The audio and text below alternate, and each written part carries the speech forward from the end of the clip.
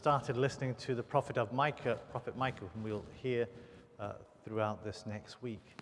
And the prophet Micah was born a number of years before, and started preaching a number of years before the destruction of Jerusalem. And he's preaching to, he's actually born in the kind of Gaza region of what is now Palestine.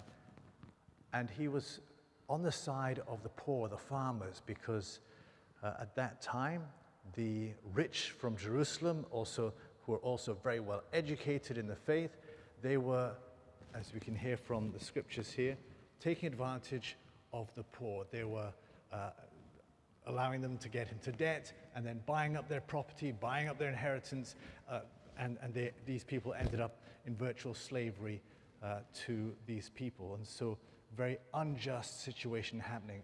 And he is preaching against these folk and basically telling us, what we know, what we reap, we will sow.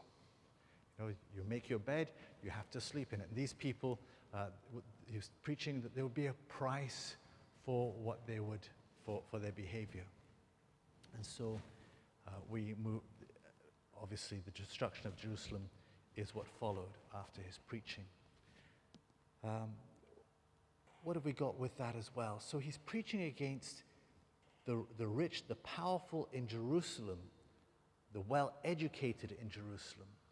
And these are the same people in Jesus' days who are resisting him. And we have a turning point in today's gospel as the Pharisees begin to plot. In Matthew's gospel, this is the starting point. They've decided they've had enough of Jesus, and now they're looking for his destruction. There's no more listening. They will continue to engage with him, but they've decided against him. And Jesus is forced to be able to continue to preach with freedom. He is forced to go into a more secluded area where the Pharisees' influence is diminished. So he's retreating to be able to continue.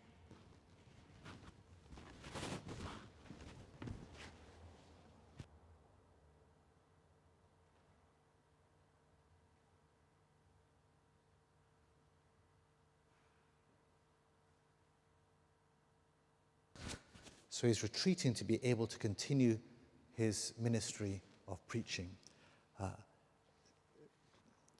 And there's a reconnection with Our Lady of Mount Carmel, because the monks of Mount Carmel were hermits. They retreated.